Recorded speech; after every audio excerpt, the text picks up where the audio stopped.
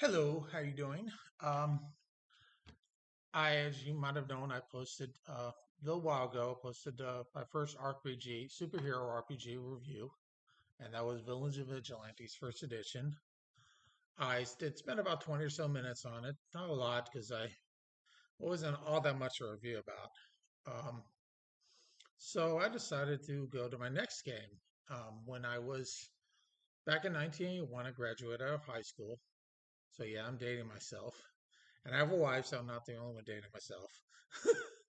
um, but yes, we go on date night, but that's irrelevant.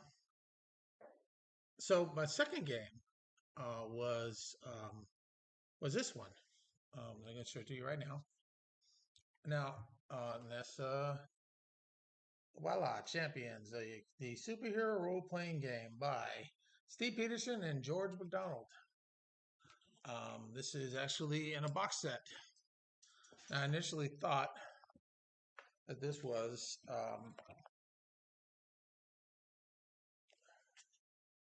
there you go, see, and it's in the back. I initially thought that this was the first edition of the book, but I might have been wrong. And there are my glasses. 1981 revised edition copy. Okay, so this is a revised edition copy, 1982. So technically, it's not. It's still first edition. It's revised. Maybe a few technical errors put out there and stuff, to fix, but that's about it. Anyway, so this is my all-time favorite system. I haven't played it all the time, and but I remember picking this up a long time ago at I think it was at Yankee Doodle Games in Missouri.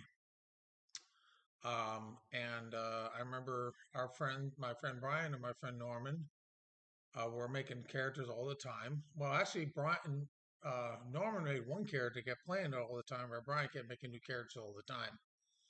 And we would alternate between playing and stuff, and we would make characters. And it was pretty much like most people that age. It was mostly a bunch of slugfest. We just found villains and we fought out villains. We stopped bank robberies. We stopped monsters. Stuff like that. Not very complicated storylines and all.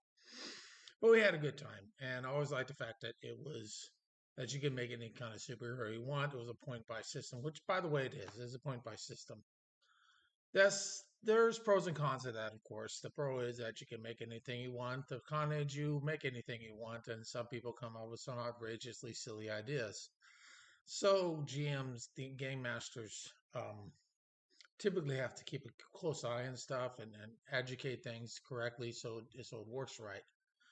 Otherwise, you get people that will just min max and power game all the way. Now, I'm not going to get too much into the rules because I did a review and explanation about champions some years ago, and that'll be on the that should be on the Man in Black channel I have. So you can look into that. I can, we can see about like that'll be on the channel that I made for myself. I reviewed those like way back in 2017. I haven't done it in a while. I just decided to do these reviews. Um, but brief rundown. The combats, it is a point by system. There's basically four ways to make your character. You can either start with the characteristics. There are eight primary characteristics: that's strength, dexterity, constitution, intelligence, ego, presence,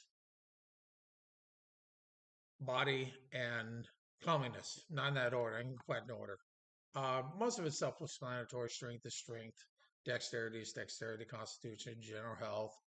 Ego is your mental strength, your ability to resist mental attacks and, in some cases, torture.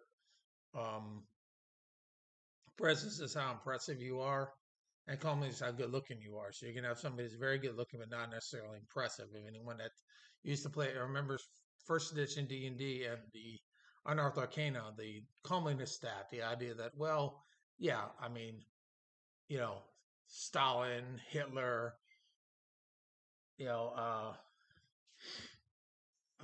you know, FDR, they were not handsome, attractive looking people, but they had charisma. So presence is more about personal charisma and how impressive you can be to people and how you can influence people. And body is like your hit points. And now the derived stats from that are physical defense, energy defense, speed, recovery, endurance, stun, and I think that's it. Yeah. Um, some of that would be changed by sixth edition came around, which I won't talk too much about, where they kind of decoupled everything. But generally, that's how it works. And you basically in first edition, you started with a base of 100 points.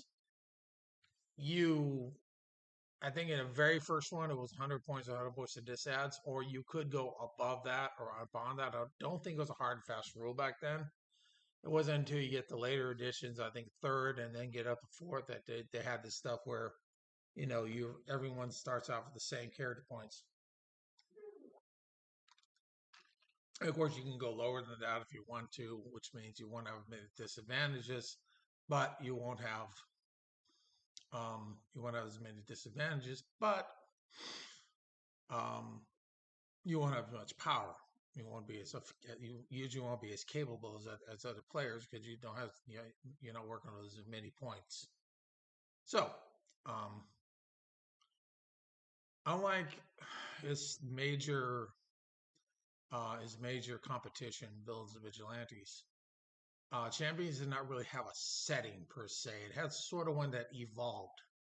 I mean, it didn't have a lot of adventures. A lot of some, and even to this day, it doesn't have a ton of adventures compared to like Villains and Vigilantes and other superhero games. They pretty much keep a lot of that. The idea is that people will make their own adventures. They did have a lot of source books, however. You had enemies, enemies two, enemies three, villain and bound. A lot of like books that came out that had these villains, and some of these villains that kind of rip off some Marvel and DC, mostly Marvel. Um, but a lot of them have become iconic characters. Mechanon for one, the very first one the for I believe the very first GM screen had the Adventure Island of Doctor Destroyer, which had this former Nazi scientist that empowered armor, basically a Doctor Doom ripoff, who was going to launch a hypno satellite and mind control everybody. And he was eventually defeated. I think it was a mind control. I forget. It was a while ago. But that was his thing. And so you had some characters like Ron, who's like a whole character with four arms. And so, yeah, typically you had like, you had like a sort of loosely created universe. You had like Viper, which is like the Hydra AIM type of organization. And you had Until and Primus, which is sort of similar to Shield or whatever whatever DC's doing with that kind of stuff. Like, you know, the kind of peacekeeping force kind of thing. Um, Another. So anyway, back to the rules. You also had a combat system. It was based on what is known as a combat value, which up until sixth edition was derived completely off of dexterity. And basically, it was pretty simple. There's either two ways to look at it. I always say the best way to do it is like you roll 3d6. Oh, by the way, on this game, the only thing you need is d6. It's probably a good idea to get a lot of them, particularly as you get more powerful and you add more attacks to your powers. But everything's done with a d6, and the mechanic is basically 3d6, three six-sided die. And you basically, when you're trying to hit somebody, you're trying to roll low, and then the lower you roll, the better you have a chance to hit. And basically, if you have a combat value of like 7, it's typically your dexterity divided by 3, rounded up or rounded down. And say you have one of 7. Well, if you roll 3d6 and you roll 11, you hit your combat value 7. If you roll 10, you hit a combat value of 8. If you roll 12, you can combat value of 6. So it's in his base is not that difficult. Now the thing that trips people up is people are used to D&D where you roll high for to hit and stuff like that. People are used to different mechanic. I had one guy that tried to play champions in my game, just could not get past that part. That part just stymied him every time. He just admitted he could not get the system. But predominantly, it's not that hard. And there's a chart there. There's a chart like if you look in the back of the book, they have a speed chart, and I think if you look in here, they have other ones that show like usually you have like a chart of some kind that would tell you. Let's see if it's in here. Um, it has information like how long does things take to do. Maneuver chart. Maybe we don't have it here. I thought they would. Okay. Have that. Have that. Okay. Well, gosh darn it all the heck. Anyway, so, but all right. So I digress. Anyway, doesn't matter. But yeah, typically, maybe it's on the back here. Okay. Typically, you can most versions of champions. Surprise, this one didn't. Sorry about that.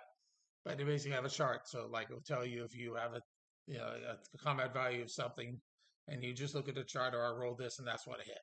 So it's pretty simple. Which one of those things you get used to.